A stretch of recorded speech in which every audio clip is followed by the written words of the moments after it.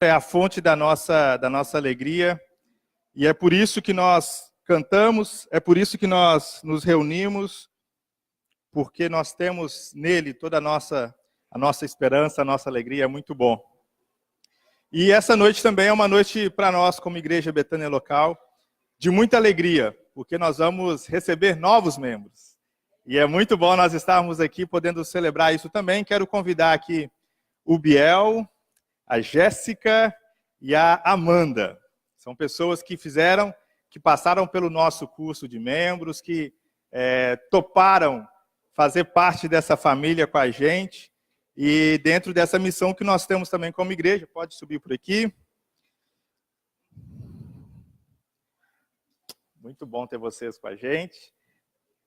E quero te convidar a ficar de pé, mais um pouquinho, só para nós orarmos por eles, e recebê-los como membros da nossa igreja, e depois você também pode cumprimentá-los, dar um abraço a cada um deles. Vamos orar? Estenda sua mão para cá, por gentileza.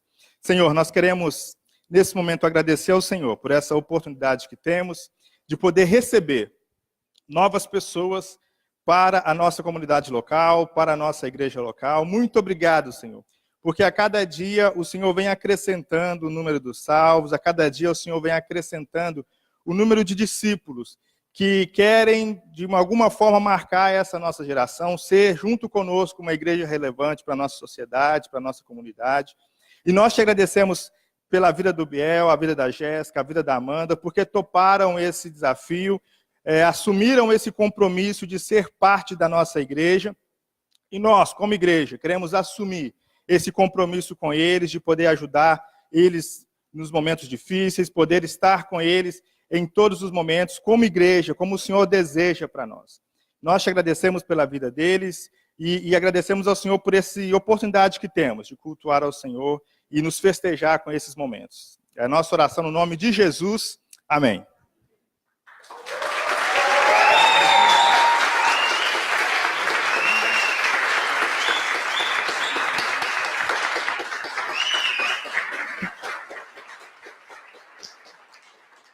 Podeis assentar. Nessa noite nós vamos ter também o Tiago, quero convidá-lo aqui, ele vai estar compartilhando conosco uma palavra que Deus tem falado com ele, é muito bom a gente poder sempre ouvir. Deus te abençoe. Boa noite a todos. Muito bom poder receber mais novos amigos aí para o reino, né? Para o reino de amigos. Gente, esse ano tem sido marcado por mortes trágicas, né? O ano já começou com um Brumadinho lá, várias pessoas, né? Um troço feio, complicado. Depois a gente teve os meninos lá do Flamengo lá, também uma tragédia. Semana, o jornalista Boechat também, uma trágica morte de helicóptero. Essas coisas fazem a gente refletir sobre o propósito da vida, sobre o significado da vida, né? Eu, pelo menos, fico pensando sobre a minha vida. Fico refletindo sobre o que eu tenho feito da minha vida. Será que eu vou chegar no dia do meu fim e olhar para trás e dizer que eu tive uma vida de peso, uma vida significativa?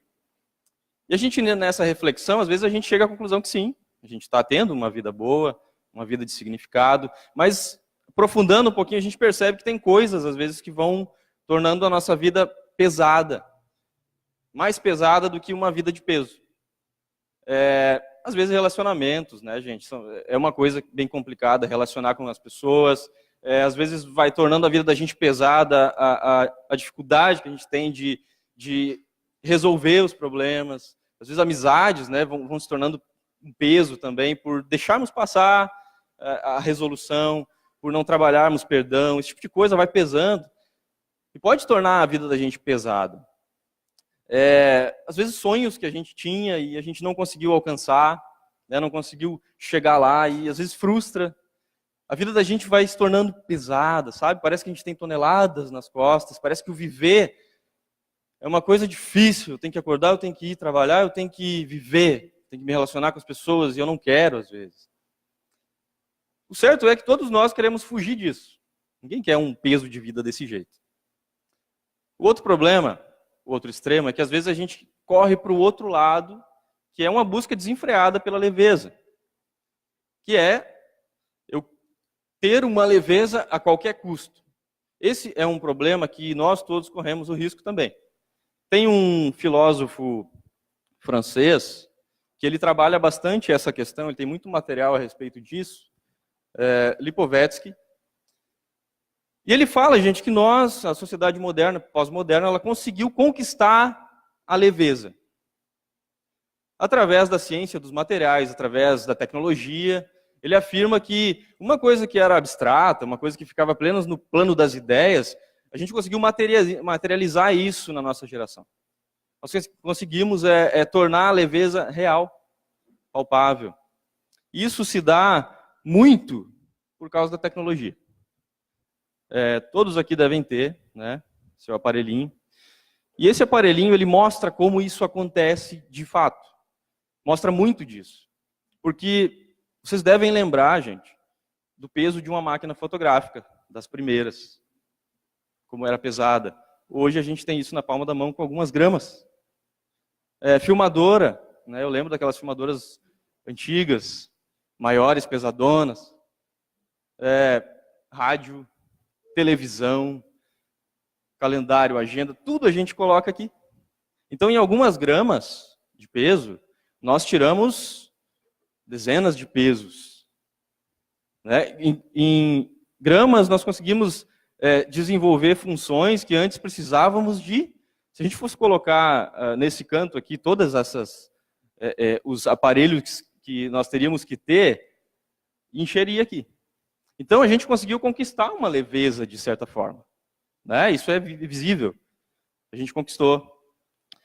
E ele atribui, gente, a causa disso, né, o porquê nós desenvolvemos isso.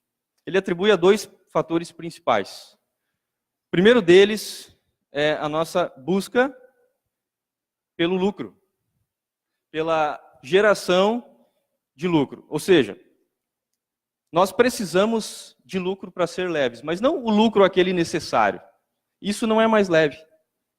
A leveza está no lucro a mais. Ou seja, na nossa maneira de relacionar, de fazer negócios, a gente pode lucrar o necessário, certo? Lucrando o necessário, a gente tem o que precisa para viver. Só que isso acabou se tornando um peso para a sociedade.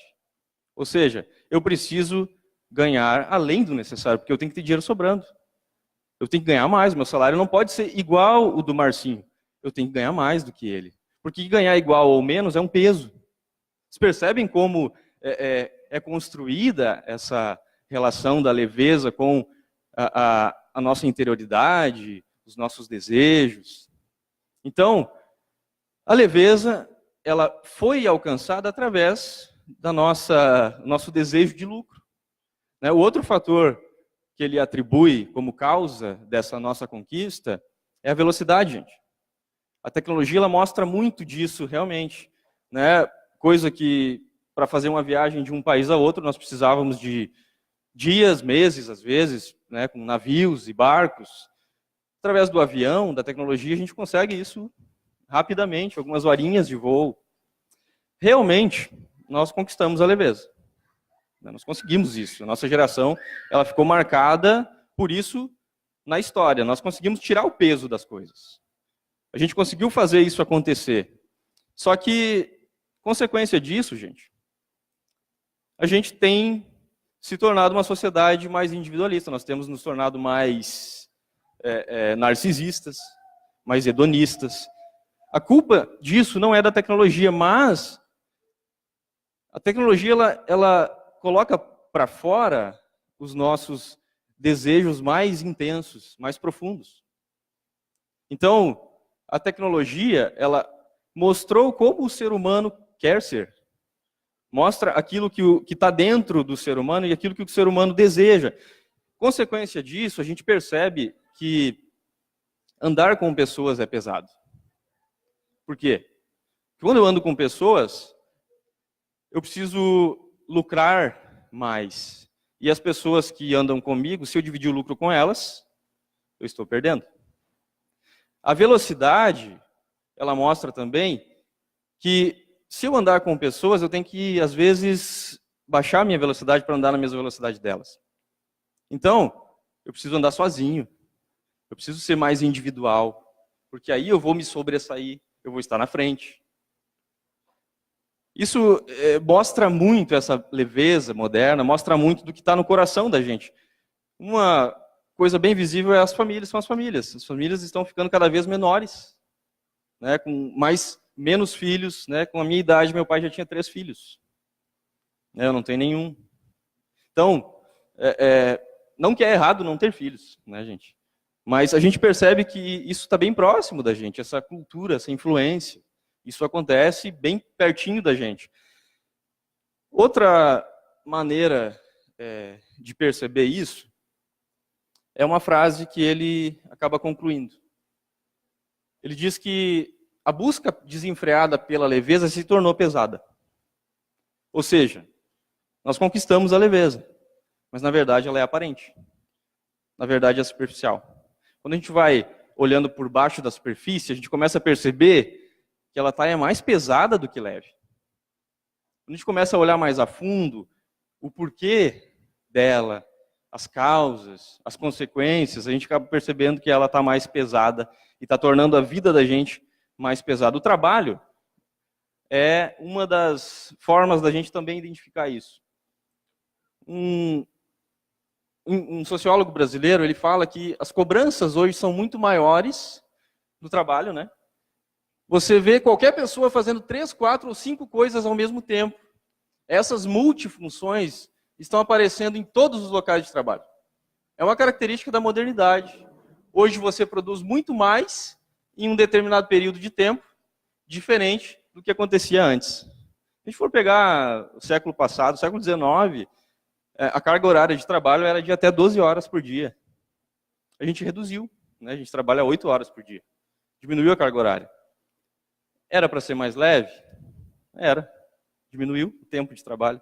Porém, gente, tem se tornado mais pesada porque a gente consegue fazer várias funções ao mesmo tempo. Então, nós conquistamos a leveza? De certa forma, sim. E de outra forma, não. Eu acredito que todos aqui já tiveram algum desses problemas aqui. Inquietação, fadiga, irritabilidade, ansiedade, insônia, fobias, depressão. Não são coisas do nosso cotidiano? Pois é. A leveza, na verdade, ela se tornou pesada para a gente. Esse ritmo de vida que a gente tem imprimido tem sido pesado. Então, a leveza moderna, ela está muito superficial nessa conclusão. Mas, ainda assim, a nossa geração ela é marcada por essa afirmação.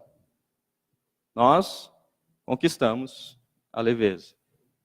Nós conseguimos tornar isso real, tornar isso material, materializar algo que era abstrato.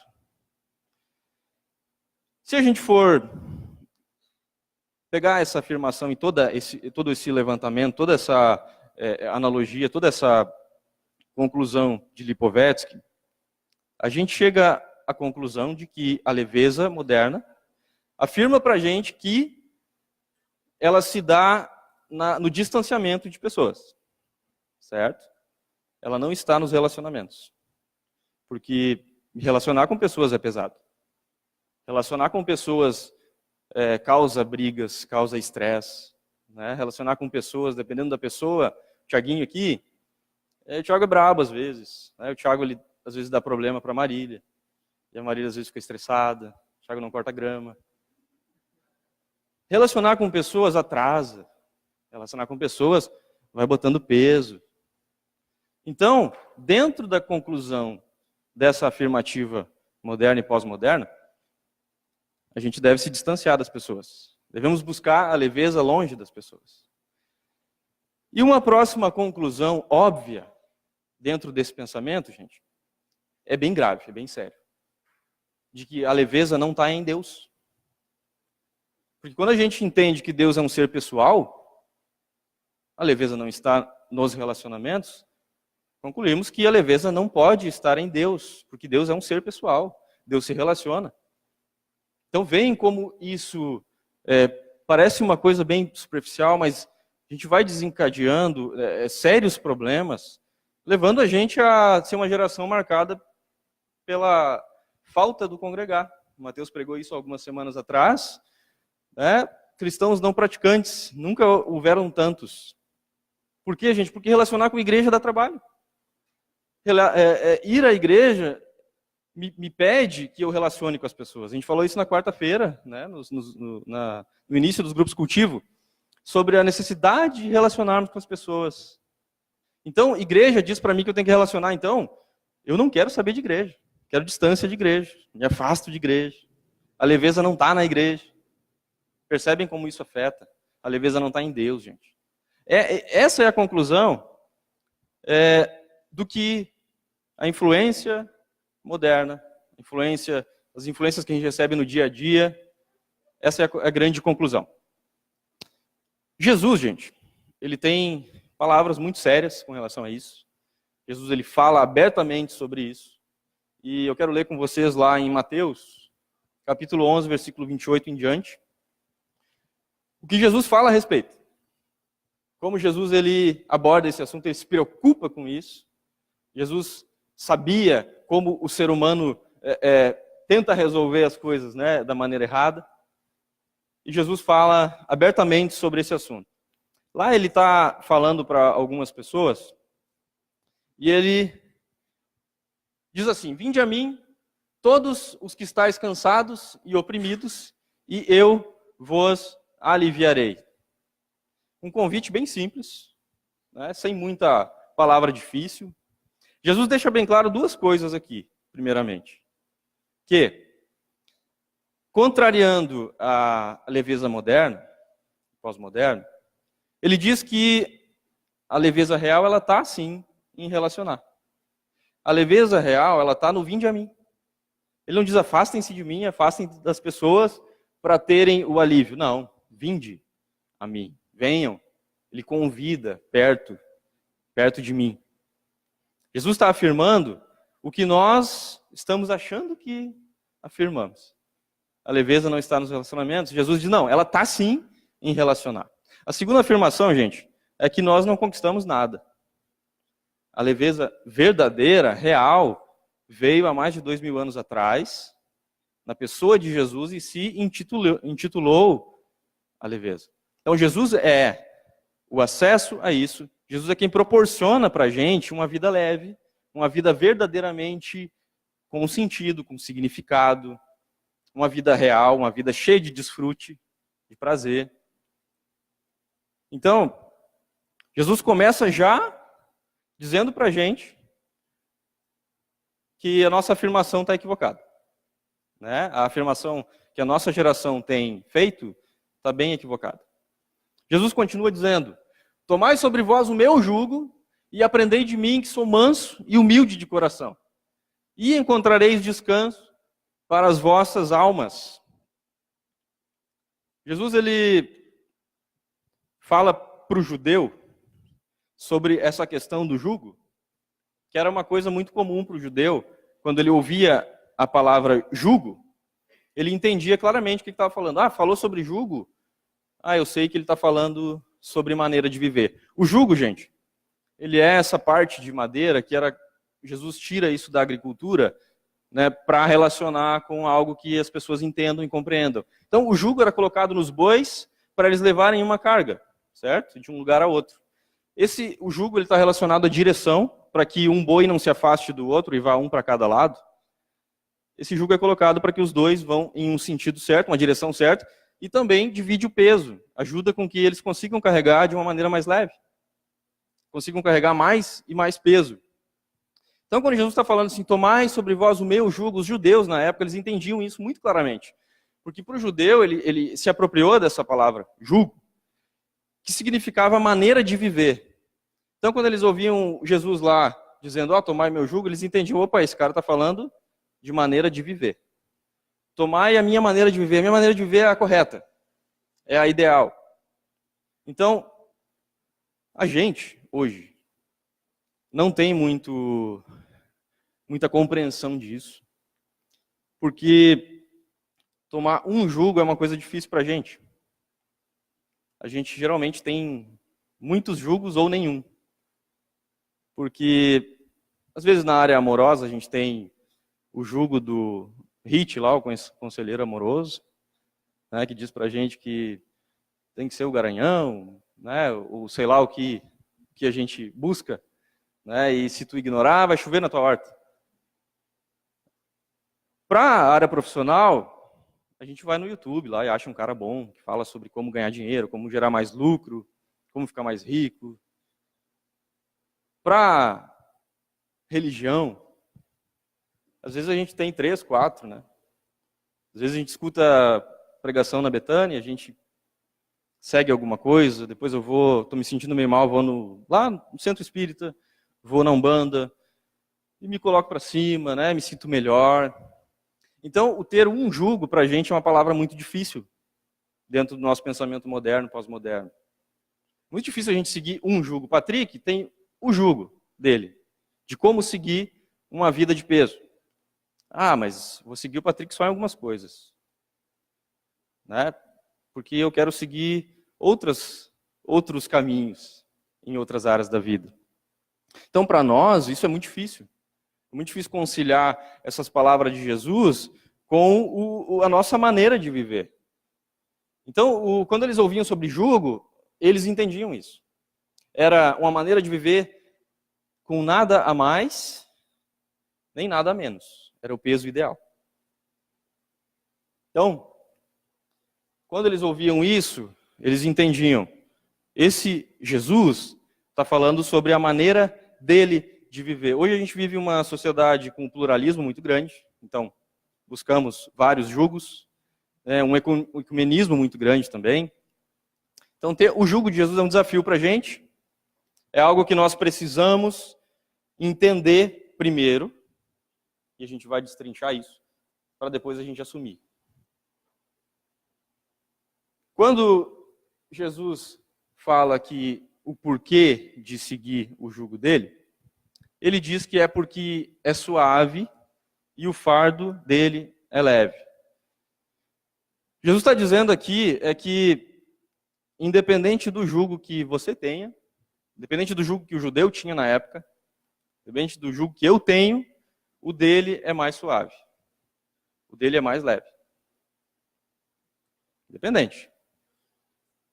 Só que, ao olharmos para as palavras de Jesus, isso às vezes fica parecendo contraditório, porque tem momentos em que Jesus realmente tem um jugo mais leve. E tem momentos que, aparentemente, Jesus tem um jugo mais suave, mais pesado. Então a gente fica, às vezes, meio que tentando entender o que Jesus está falando, como ele está falando, por que ele está falando. Porque às vezes seguir Jesus parece pesado. Querem ver exemplos, gente?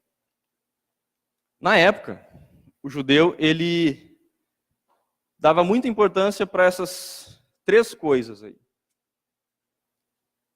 O sábado era uma coisa que era muito debatida. Então o judeu tinha o seu jugo, o rabino tinha o seu jugo, ele dava a verdadeira interpretação dele para o sábado.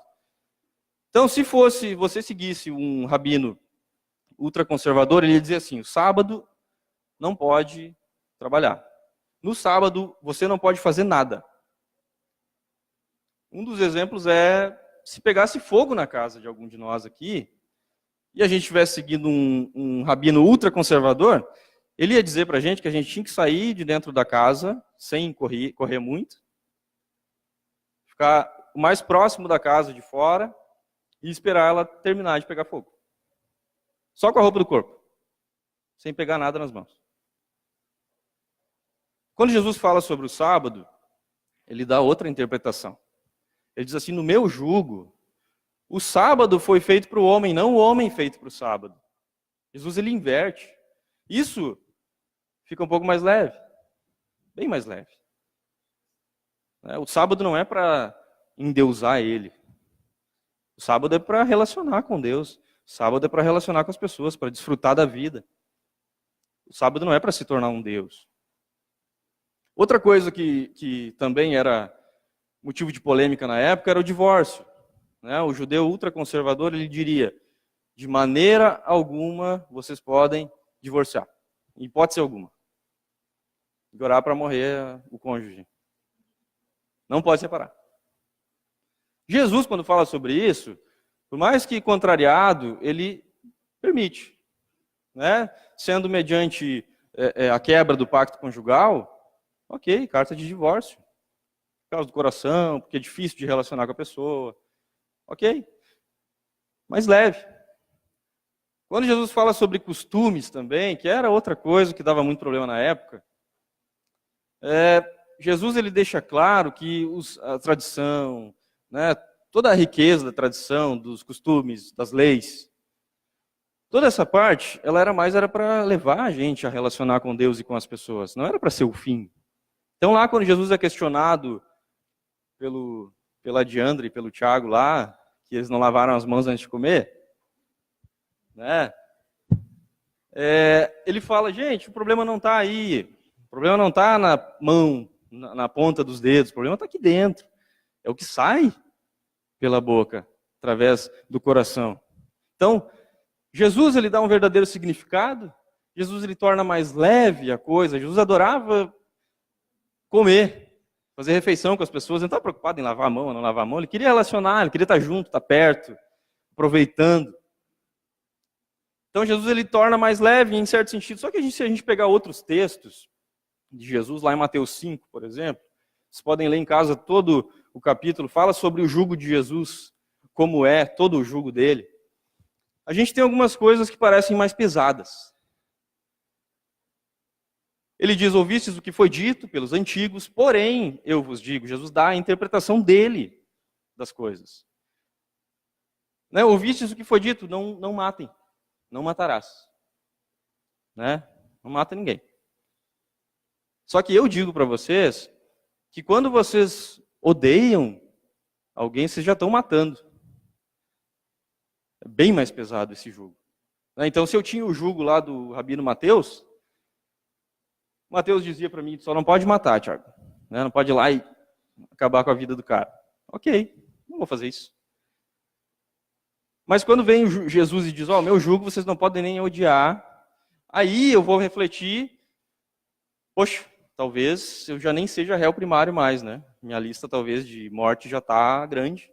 Então eu vou tirar esse jugo de Jesus e vou botar o outro de novo. Porque está difícil, vai ser bem pesado. Quantos eu já odiei? Quantos nós já odiamos?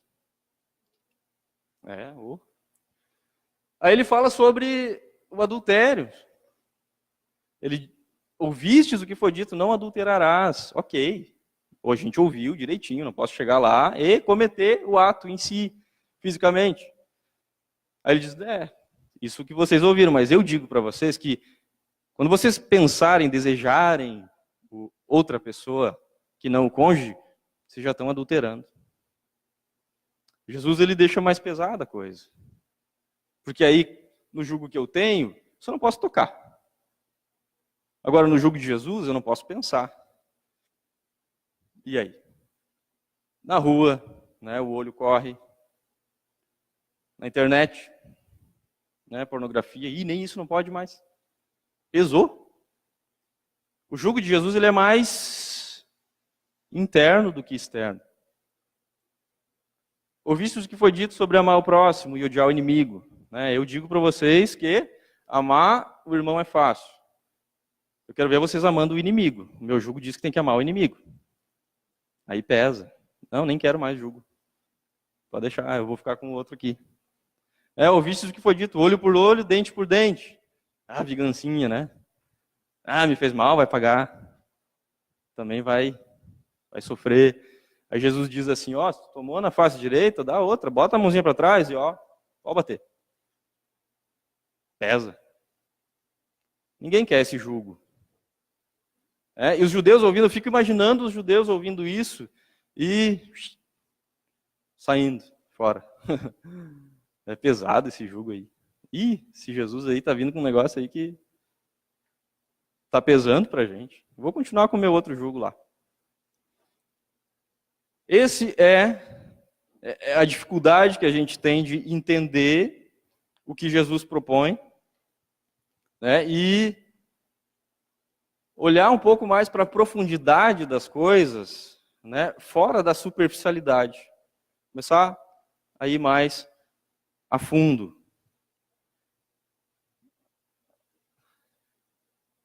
Não era para acontecer isso aí, mas aconteceu.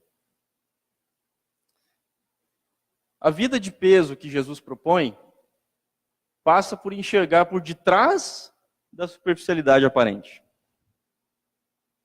Enxergar, gente, a profundeza do nosso coração, enxergar que não está na ponta dos dedos o problema, não está na exterioridade, mas está dentro da gente. Ou seja, Jesus ele se preocupa com a nossa alma. Ele se preocupa em como nós estamos vivendo vidas pesadas dentro.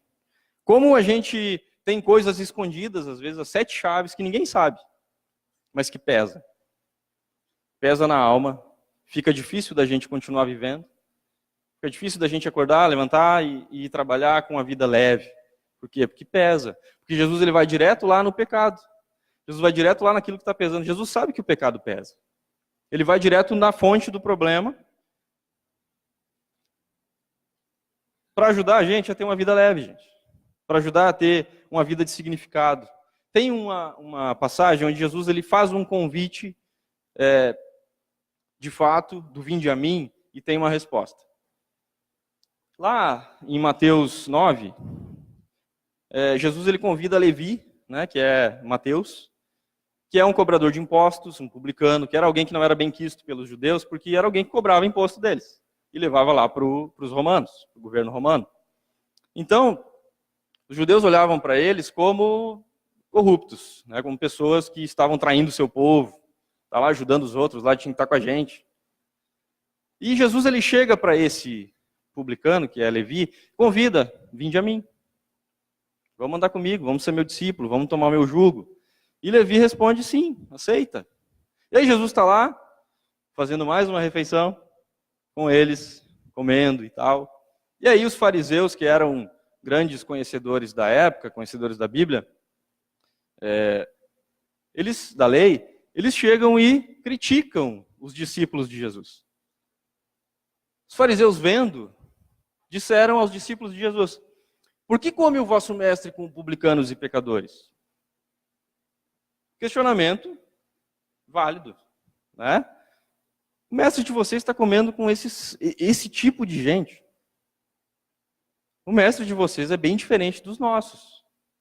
Onde é que está a grandeza do mestre de vocês? O mestre de vocês parece meio fraquinho. De que escola ele veio? Comendo com publicano pecador, vivendo comendo sem lavar a mão, né? Tá aí aceitando prostituta tocar nele, tá lá falando com samaritana. Pô, esse mestre de vocês, bem diferente. Onde é que está toda a pomposidade dele? Onde é que está a grandeza dele? Estão seguindo alguém, olha, não quero falar nada, mas estão seguindo alguém e tem outros mestres muito melhores aí. Na época existiam 2 grandes mestres, né, 2 grandes escolas, que eram Hilel e Shammai. E a escola judaica ela funcionava da seguinte forma: dos 6 anos de idade até os 10, o judeu ele ia para estudar na escola primária, aprender a Torá, né, os 5 primeiros livros que a gente tem na Bíblia, e até os 10 anos de idade eles decoravam a Torá. Eles entendiam a fundo, estudavam muito. Dos 6 aos 14 ali, dos 10 aos 14, eles aprendiam na escola secundária os livros poéticos, históricos, proféticos, né, a tradição oral também. Então eles aprendiam bastante. E depois, os melhores alunos, eles eram destacados e eram chamados para seguir um rabino, seguir o jugo de um rabino, né, e aprenderem com esse rabino, desenvolver a teologia, né, fazerem as suas teses. Então, tanto que Jesus, quando ele está lá no pátio do templo, discutindo com os mestres, né, naquela passagem, não é nada incomum que Jesus está fazendo. Ele está conversando com os mestres da lei. O incomum é o jeito que Jesus fala, né, é a interpretação que Jesus dá, é o conhecimento, a sabedoria, a profundidade com que Jesus discutia com eles. E é mais interessante ainda, que a gente entende que Jesus não foi chamado para seguir nenhum rabino famoso. Nos parece que Jesus foi meio que jogado de escanteio. A gente não sabe por quê, né, e não cabe a nós dizer, mas como Jesus tinha uma profundidade tão grande, uma sabedoria tão grande, como ele não foi chamado? Intrigante isso. E aí aquele aluno que não era chamado para seguir, os estudos, ele voltava para casa e aprendia a profissão do pai. Então a gente entende que como Jesus foi um carpinteiro, ele voltou para casa. A música do Patrick fala isso para a gente. Então Jesus, ele lá em Mateus 13:55, quando ele está na sinagoga falando, alguns dizem, esse aí não é o filho do carpinteiro. Dá a entender que Jesus voltou para casa para estudar, para aprender a profissão do pai. Ele não seguiu nenhum mestre famoso. E quando os fariseus estão questionando, isso vem à tona também. O mestre de vocês quem é? De onde ele veio? Quem é que é o professor dele? Percebem como vão diminuindo Jesus? Como Jesus não é grande, não se apresenta grande, o ministério de Jesus começa pequeno. Jesus não é apresentado por nenhum grande rabino. Jesus foi apresentado através de João Batista, um cara meio louco para eles. O ministério de Jesus, ele começa a chamar pecadores. Ele não começa chamando os melhores alunos também. Começa chamando publicano. Percebem como Jesus vai invertendo a coisa? Jesus vai mostrando como o homem dá importância para algumas coisas que não são o que deveria nos importar. Então era muito comum também, gente, as pessoas serem paradas e questionadas. Então isso que eles estão fazendo aqui, questionando os discípulos de Jesus, era uma coisa comum também. Se no sábado eu estivesse caminhando e algum rabino me parasse, ele podia me perguntar por que eu estava caminhando no sábado, o que eu estava fazendo ali. E aí eu ia dizer, olha, eu sigo o rabino Mateus Reit Bahia. E lá o Mateus me disse que eu posso, através do jugo dele, eu posso caminhar no sábado tantos quilômetros e com tanto de peso. Eles iam conferir lá se Mateus estava com a mensalidade em dia, se Mateus estava no jugo dele, dizia isso mesmo. E eles iam olhar e dizer, então tá bom, tá valendo. Agora, se não, podia ser questionado, levado para ser questionado pelas autoridades. Então isso era uma coisa muito comum. Só que o que não foi comum foi, gente, que Jesus ouviu isso. Jesus ouviu os discípulos dele sendo questionados e ele não deixou quieto. Talvez os discípulos não souberam responder. O que a gente vai responder? Porque ele é pequeno mesmo. Ele é humilde, ele é simples. Cadê a grandeza dele? Ele não é grande que nem Hillel, que nem Shammai, que nem outros rabinos aí. O que a gente diz? Só que Jesus, ouvindo, ele responde. Jesus, porém, disse-lhes, não necessitam de médicos os sãos, mas sim os doentes. Ide, porém, fariseus, e aprendei o que significa misericórdia quero e não sacrifício. Porque eu não vim para chamar os justos, mas eu vim chamar os pecadores ao arrependimento. Jesus, ele começa falando diretamente sobre a religiosidade. Ele começa chamando os fariseus para tentar ajudá-los a sair daquela religiosidade vazia. Começa dizendo para eles que toda a lei, a tradição, tudo aquilo que eles davam muito valor, o sábado, tudo aquilo não era o fim, gente. Aquilo era para resultar em misericórdia. Aquilo era para resultar em obediência, em relacionamento com Deus. Agora, os fariseus, eles entendiam que aquilo era o fim. Para que eu devo viver? Qual é o meu propósito de vida? Para cumprir as regras. Para viver assim. Para viver assado. Sabe aquele negócio robotizado? E aí Jesus está dizendo, vocês estão dando muito valor para lavar as mãos, cara. O negócio é mais profundo. O negócio está em relacionar. Vocês estão dando bola para coisa errada. E aí Jesus fala sobre doentes, pecadores e arrependimento. Ele relaciona aqui. Para que ele veio? Jesus ele deixa bem claro, acho que aqui é que resolve toda a questão. Aqui é o que liga tudo. É que Jesus ele fala sobre a verdadeira doença que pesa em nós. A verdadeira doença do ser humano, que pesa na vida do ser humano, é o pecado. É uma coisa que o fariseu não estava preocupado, porque o fariseu ele imaginava que ele não tinha pecado. Como é que ele ia imaginar que ele era doente? Por quê? Porque o sacrifício que ele fazia perdoava os pecados dele. Então ele estava bem. né? Eles eram aqueles que faziam orações bonitas nas praças, andavam pela rua, as pessoas diziam, ah, os santos ali. Por que eu preciso de um Messias? Não tem pecado. Eu sou o parâmetro. Era isso que eles pensavam, e Jesus tenta corrigir isso, dizendo que o pecado pesa. Dizendo para a gente que o que mais pesa na vida da gente, que pode tornar a vida da gente pesada, difícil, ruim de viver, na verdade é o pecado. É aquilo que está lá no mais profundo, é aquilo que está lá dentro, não que está na ponta das mãos.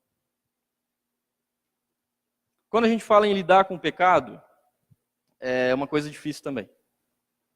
Lidar com o pecado mexe com transformação de vida, mexe com o nosso ego, o nosso orgulho, mexe com coisas que a gente não quer mexer. Mexe com coisas que estão trancadas lá dentro, que nós não precisamos falar, que ninguém percebe. Eu gosto da metáfora de Tertuliano, onde ele diz que assim como Jesus foi crucificado entre dois ladrões, os ensinos de Jesus também têm dois ladrões. A religião e a irreligião. Lembram que Jesus foi crucificado entre dois ladrões na cruz? Pois é. Quando a gente recebe o vinde a mim de Jesus, e a gente entende o jugo dele, aprende como a maneira de viver que ele apresenta, a gente tem que cuidar muito dois ladrõezinhos que vêm para roubar isso. Um deles é a religiosidade, né? Aquilo que os fariseus estavam fazendo, que é, eu tenho algumas regras que eu posso fazer, outras que eu não posso fazer, né? Isso a gente vê muito em igreja, né? Ah, o que não pode na tua igreja? Isso não é o fim. A religiosidade diz pra gente que esse é o fim. O fim de tudo é cumprir regras. Olha que triste isso. Que pouco isso, que pequeno isso, dentro da realidade da vida. A gente viver para cumprir regras. O outro ladrão, gente, é a irreligião. Que aí é aquele que o Mateus pregou, né? Sobre nós criarmos teorias para não viver a religião. Para nos afastarmos de pessoas. A gente cria teorias, né, de que não preciso congregar, porque congregar é uma coisa que acontecia lá na igreja primitiva, hoje não acontece mais. Então a gente cria algumas teorias ali bem inteligentes até, e a gente diz, não preciso congregar porque eu criei minha teologia aqui. A irreligião também é um ladrão. Também rouba, gente, o verdadeiro evangelho, o verdadeiro significado do jugo de Jesus, que é tirar o pecado das coisas. Não tirar todas as coisas do crente para ele viver uma vida chata, para viver uma vida triste, depreciativa, depressiva, não pode nada. Que o jugo de Jesus propõe para a gente abrir a mente, para perceber toda a realidade, tanto a terrena, momentânea, quanto a eterna. Através da retirada do peso do pecado que nos limitava. O pecado, ele limita a nossa visão, ele limita a nossa percepção da realidade. Tanto que a gente pensa só terrenamente, quando o pecado, ele domina. O que Jesus faz é tirar o pecado, e tirando de dentro de nós o pecado, para que nós consigamos enxergar toda a realidade que antes o pecado limitava. Que antes o pecado não deixava nós enxergarmos. E aí, isso combate diretamente os estereótipos de crente. Às vezes a gente pensa que, ser cristão é não ter barba. Eu estou mal nessa. Ser cristão é tal roupa. Ser cristão é tal tipo de cabelo. Ser cristão é tá no exterior, como a pessoa se veste, como a pessoa anda, como a pessoa aparece na rua. Jesus, ele diz várias vezes, dezenas de vezes, gente, não se apeguem a isso. Acordem, ó ladrão. Isso não é o que importa, vão ao que realmente importa, vão mais a fundo. Vão abaixo da superfície. A vida que Jesus propõe, a vida cristã que Jesus propõe é uma vida que abre a mente da gente, nos amplia a visão da vida. E não é aquela vida de não pode nada. Igreja, o que é igreja? A igreja é não pode isso, não pode aquilo outro. Igreja é sinônimo de não, negação. Não pode nada. A vida cristã, gente, ela precisa ser celebrada. A vida cristã não é não ir para o inferno. Isso é muito simples. Isso é simples demais, simplório demais. A vida cristã é uma vida cheia de possibilidades, cheia de alegria, de prazeres, de deleite em Deus, de celebração. Jesus, ele nos abre os olhos, nos abre a mente para nós enxergarmos, nos abre o coração para nós sentirmos sentimentos de verdade, amor de verdade, que o pecado não deixa a gente sentir. Que o pecado mascara, que o pecado pesa. Então, gente, quando Jesus está falando sobre o jugo dele, ele está trazendo mais para dentro da gente. Então a questão não é, eu não vou para a igreja porque lá eu não posso mentir. E a mentirinha é conveniente para mim no dia a dia, no trabalho. Se eu não der aquela mentidinha, eu vou deixar de vender, eu vou deixar de fazer negócios, eu vou deixar de ganhar mais lucro, né? Eu vou me complicar com a mulher, com o esposo, se eu não der aquela mentidinha, com o filho, com o pai. O que Jesus está propondo, na verdade, não é não mentir, é não ser mentiroso. Por quê? Porque ser mentiroso pesa. Cedo ou tarde a mentira aparece. Ou se não aparecer, a gente vive com o peso dela dentro, pesa no coração, pesa na mente, deitar no travesseiro lá e pensar, puxa, eu menti para fulano, eu menti para ciclano, menti para a esposa, ela está do meu lado. E aí a gente fica pensando em como dizer a verdade. Né? Pesa. Pode levar uma vida inteira de peso, uma mentira. Isso é muito peso para a gente. Jesus está dizendo, vocês não precisam disso. Jesus tira. Ele vem puxando para fora aquilo que está lá dentro. A questão, gente, não é dar o dízimo. Não vou para a igreja, tem que dar o dízimo. Só quer dinheiro lá. A Betânia é até legal porque não pede muito. Mas igreja é sinônimo de pedir dinheiro. A questão não é essa. O jugo de Jesus apresenta para a gente que o cerne da questão é nós sermos generosos. Por quê? Porque Jesus sabe que o que pesa é a avareza. Jesus sabe que a avareza pesa. E a gente tem a propensão a ser avarento. A olhar para o lucro dessa maneira pós-moderna, de que eu preciso além do necessário. Eu preciso ter mais do que o outro. Jesus sabe como isso pesa. Como isso leva a gente a um ritmo de vida, às vezes acelerado, que a gente precisa correr atrás de uma maneira desenfreada, assim, que não precisava. Jesus sabe como a avareza pesa, então o que ele quer propor para a gente é a gente ser generoso. Generoso é leve. Generoso traz leveza para a alma da gente.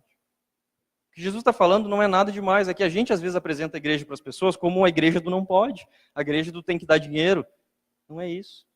Esse não é o fim é relacionamento com Deus, o fim é uma vida leve, prazerosa. Eu não vou para a igreja porque eu não posso falar palavrão. Lá eles dizem que não pode falar o nome de Deus em vão, e não pode falar palavrão, e não pode se irritar, e não pode brigar no trânsito. E eu sou estourado. A proposta de Jesus, no jugo dele, é nos tornar amáveis. Olha só que legal. É porque ser irritadiço, ser estressado, isso pesa também. Isso é pesado. Porque a gente acaba vivendo uma vida assim, louca. E é o trânsito, e sai da frente, não sei o quê. E às vezes a gente está com uma pressa que nem sabe o porquê, né? Isso é tão automático, e aí eu chego no lugar que era o meu destino, chego lá e fico parado. Mas no trânsito eu tenho que estar ali, correndo. Isso às vezes está muito perto de nós. A proposta de Jesus é trabalhar os sentimentos em nós. Como o amor é uma coisa boa, como a mansidão é uma coisa boa, como lidar e relacionar com o outro de uma maneira amigável é bom. É leve. A questão, gente, não é ir para a igreja e não pode beber, não pode fumar, não pode isso, não pode aquilo. Não é isso. A proposta de Jesus é: o meu jugo torna vocês alguém com domínio próprio. Pessoas que conseguem dizer sim e não quando querem. Não é bom? Eu não consigo dizer não para tal coisa, para bebida. Não consigo dizer não para bebida, eu vejo ali, eu tenho que tomar. Escravo. Agora, quando eu quero e quando eu não quero, é bem diferente. Ter essa opção é leve. Agora eu quero, agora eu não quero. Pronto. Simples. Objetivo. Por quê? Porque Jesus me deu isso. Essa leveza de ter esse poder de escolha que o pecado não me dava, porque o pecado escraviza. O pecado, ele torna uma coisa boa um vício. Jesus, gente, ele propõe pra gente uma vida leve realmente, de verdade. Jesus propõe o ser leve, não é ter leveza. É isso que a gente às vezes não vira chavezinha. E a gente fica pensando no ter, nas coisas, regras, isso, aquilo outro. Pode, não pode? Quando a gente se torna leve, de verdade, o fruto do Espírito vai aflorando e nós nos tornamos alguém diferente, parecido com Jesus, é tão leve, é tão bom, é tão agradável, é uma vida tão diferente. Por isso, gente, se nós estivermos vivendo uma vida com Jesus, uma vida com igreja, mais pesada do que antes, tem coisa errada. A gente precisa fazer essa reflexão. A vida com Jesus é mais leve do que antes. É para ser. O jugo de Jesus é mais leve do que a vida sem Jesus. Por isso muita gente às vezes foge de igreja porque não entende isso. Porque até nós ensinamos errado. Nós às vezes passamos errado para as pessoas. Passamos a igreja como um lugar de atividades, né? Um lugar de fazer coisas e não fazer coisas. Isso é muito pouco para a vida cristã. A vida cristã é uma vida cheia de possibilidades. A vida cristã é uma vida cheia de alegria, prazer, inigualável. Por quê? Porque Jesus tira o pecado dela. Jesus tira o pecado da gente que pesa. O pecado, gente, ele estraga os relacionamentos. O pecado, ele pesa nos relacionamentos. Por quê? Porque a gente vive relacionamentos com falta de perdão, e isso é uma coisa terrível. Ficar, às vezes, um tempão sem falar com pessoas, sem se relacionar com pessoas, e aquilo pesa na hora de deitar no travesseiro. Às vezes, viver com uma vida de ciúmes, sabe? É uma coisa que pesa. O ciúme, ele faz mal, tanto para a pessoa quanto para o outro que sofre. O pecado, ele pesa nos relacionamentos também com as mentiras, como eu já falei antes, com a corrupção, com a traição, sabe? O pecado, ele vai pesando. O pecado vai dificultando a vida da gente. A proposta de Jesus é nos dar a verdadeira leveza, onde ele vai tirando o pecado dia a dia. É uma santificação. A verdadeira leveza está em Deus e está em nos deleitarmos em Deus, como o salmista fala. Salmo 37, né? O deleitar-se em Deus. Experimentar um relacionamento com Deus com uma leveza, gente, que ninguém dá. Nenhum pensamento pós-moderno, nenhuma tecnologia, nada se compara ao deleitar-se em Deus, ao experimentar a vida em Deus, com Deus, dando significado verdadeiro para a nossa vida, tirando o peso do pecado, tirando a gente do peso de viver uma religião vazia, sabe? Tirando os pesos dia a dia. Tem um autor que eu gosto, que é o Larry Christensen, no livro Uma Mente Renovada. Ele traz uma parábola bem legal. Ele fala que nós somos um jovem, na parábola. Nosso nome é pecador. E a gente recebe um carro lindo, um carro maravilhoso do nosso pai. O carro é chamado salvação. E a gente recebe aquele carro de graça e a gente começa a viver uma vida legal. Então a gente começa, e a gente sabe que tem que chegar em um tal destino que precisa desse carro para a gente entrar. Então a gente está lá, o jovenzinho está lá, levando o carro. E em certo momento, na estrada, o senhor ajudador aparece. É um senhor mais velho. E ele chega para o jovem e diz assim: meu jovem, precisa de alguma ajuda? O jovem pecador já havia mudado o seu nome para Salvo, agora, sou salvo, em homenagem ao carro, né? Carro salvação. Ele diz para o senhor ajudador: não preciso de ajuda, estou bem aqui, estou tranquilo. Recebi esse carro do meu pai, de graça, não preciso fazer nada, não paguei nada. É um carrão, nem tinha como pagar. E o senhor ajudador olha para ele, pensa assim, como é que eu vou ajudar esse cara? E aí ele propõe para ele, meu amigo, tu não quer uma ajuda para chegar no destino? Tu não está te pesando demais esse carro? Tu não está sentindo nenhum problema? Aí ele diz, não, eu até sentia antes, nas mãos, ali cortava um pouco as mãos. Agora eu tenho umas luvinhas que eu achei pelo caminho aí, que para empurrar o carro no para-choque, às vezes doía a mão. Mas agora eu estou com a luvinha e eu consigo empurrar mais fácil. Aí o senhor ajudador olha para ele e pensa assim, ele não era para estar empurrando o carro. Né? Sabe de nada. Aí o senhor ajudador vai lá, abre a porta do carro. Ele olha assim, nossa, dá para abrir a porta. Olha só. Aí o senhor ajudador diz para ele, entra um pouco aí, cara, descansa. Senta no banquinho de couro. Aproveita. Ele fica pensando assim, nossa, mas será que eu posso? Porque meu pai disse que eu tinha que chegar no destino. E se eu parar para sentar, eu vou deixar de empurrar, eu vou me atrasar. Eu vou ficar para trás. Aí o senhor ajudador convence ele a sentar um pouquinho no banco. Ele senta. O ajudador já fecha a porta ligeiro, vai do outro lado. Entra no motorista, liga o carro. E aí gata a marcha e vai andando. E o jovem olha para aquilo assim, espantado, né? Primeiro, eu não sabia que dava para entrar no carro.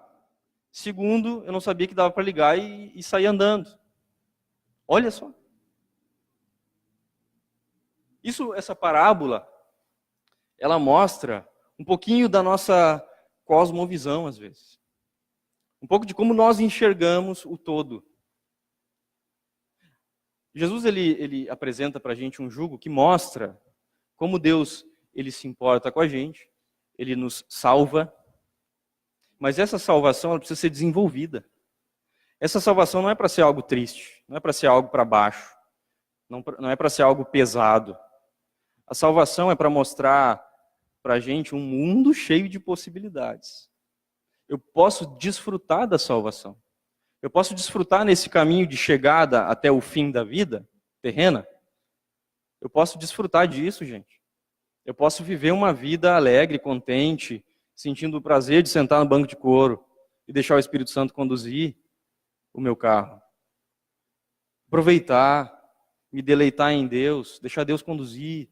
Essa leveza, tira esse peso todo, sabe? De regras, de ter que viver uma vida cristã preocupado com isso, com aquilo.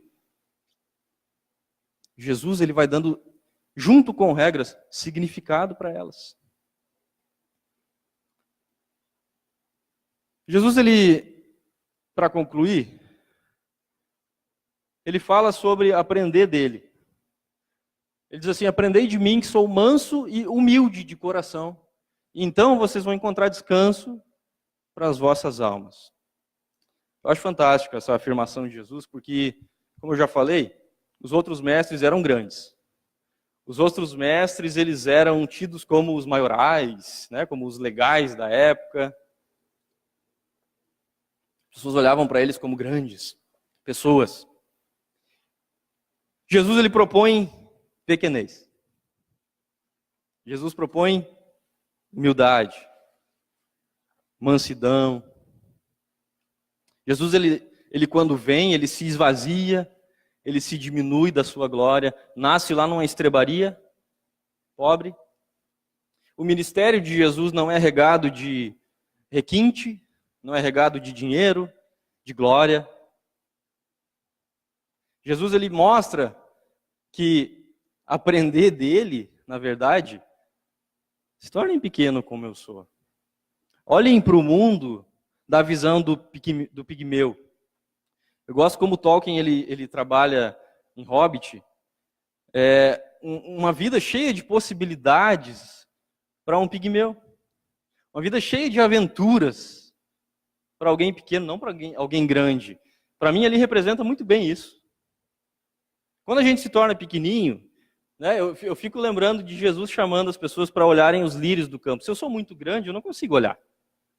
Né? Se eu sou grandão, eu piso no lírio. Agora, quando eu me torno pequenininho, eu consigo olhar para o lírio do campo, para a criação, para coisas pequenas, e entender o que Jesus está falando. Olha só, como Deus veste o lírio. Nem Salomão foi tão bem vestido, com toda a sua riqueza. Isso mostra um Jesus puxando a gente para o que realmente importa. Olhar as coisas de baixo. Olhar dando o verdadeiro valor para as coisas. Olhar com uma visão de como esse Deus me ama. Como esse Deus se preocupa, se importa comigo, quer que eu viva, desfrute a vida. Mostra muito do cuidado de Deus com a gente. Faz a gente olhar de uma outra perspectiva para as coisas. Hoje, gente, dia 17 de fevereiro, seria o aniversário do meu pai. É uma pessoa maravilhosa, quem conheceu sabe. É uma pessoa fantástica, muito amigo, fui muito amigo dele. Pude desfrutar de uma vida com ele, me ensinou muita coisa. Foi um rabino meu lá que me ensinou diretrizes da vida. Eu pude desfrutar dessa vida com ele. Ele faleceu há quase 2 anos. E foi um dos momentos difíceis que eu passei. Minha família está aí, também passou junto esse momento difícil. E eu pude sentir algo que nunca antes eu tinha sentido. Porque como a tristeza foi grande, eu pude perceber, gente, como o amor de Deus pode ser maior ainda. Como o cuidado de Deus pode ser maior ainda. E eu lembro de várias noites no meu quarto lá, colocando meu coração diante de Deus, com tristeza, e Deus me proporcionando algo que não cabe no mundo material. Algo que não pode ser descrito com palavras. Algo que não pode ser descrito materialmente, como a gente está acostumado a fazer. A leveza materializada que a gente está acostumado. Não, é algo mais profundo. O deleitar-me em Deus, que eu experimentei, o amor de Deus muito maior ainda do que eu imaginava, gente. O cuidado de Deus de uma maneira assim tão grande, que me tornando pequeno eu pude perceber como Deus ele cuida, como Deus ele quer o nosso bem. Eu pude sofrer, com o jugo de Jesus, eu pude sofrer sem sofrimento, na verdade. Olha que contradição parece, né? Mas o sofrer, gente, para o jugo de Jesus, é um sofrer diferente. Porque é um sofrer cheio de esperança. É uma tristeza na hora, sim. Falta. Faz falta em momentos como hoje, aniversário dele. Mas, gente, é um sofrimento diferente do que era antes de Jesus na minha vida. É um sofrer regado do cuidado de Deus. A própria igreja, os relacionamentos proporcionam um cuidado de Deus, um carinho. Vem um e lembra de uma coisa lá, vem outro e lembra de outra, vem um e traz esperança, vem um e reforça a fé. Eu pude experimentar um cuidado de Deus de uma maneira muito grande. Todos aqui acredito que já perderam pessoas que amavam e tal. É muito bom poder experimentar o carinho, o cuidado de Deus, gente. O Senhor ajudador, Ele está aí. Ele está pronto a nos ajudar se nós tirarmos esses ladrões, se deixarmos Ele fazer o trabalho dele e nos proporciona uma vida de peso. O jugo de Jesus vai dar para a gente uma vida de peso, com certeza. Uma vida sem o peso do pecado, porque Ele tira, Ele vai tirando dia a dia. Uma vida de peso com relacionamentos saudáveis, por isso eu incentivo o grupo Cultivo, que vai começar agora de novo, vai voltar de novo. Relacionar com pessoas, gente, isso é tão real, Deus se mostrando para a gente através das pessoas. Cuidando da gente através das pessoas. Isso acontece. E a vida de peso que nós podemos ter ao chegarmos ao fim da nossa vida é dizer essas 3 coisas. Que nós podemos ter uma vida de deleite em Deus, onde nós experimentamos Deus de uma maneira nunca vista. Eu sugiro para vocês, e é o que eu tenho buscado também, eu estou muito longe de ser igual a Jesus, ser parecido com Jesus. Mas eu estou muito feliz porque Deus tem nos conduzido a isso. Deus tem nos chamado a isso e nós temos respondido. Eu acho que como igreja nós temos crescido nisso. nós temos sido preocupados com isso. Eu queria incentivar vocês, da mesma forma, a me chamarem a atenção quando eu estiver dando bola para outro ladrão, porque eu também vou procurar chamar a atenção de vocês. E eu quero que nós cuidemos disso mutuamente. Deixemos Deus nos usar para isso. Quero convidar vocês a ficar de pé para a gente orar.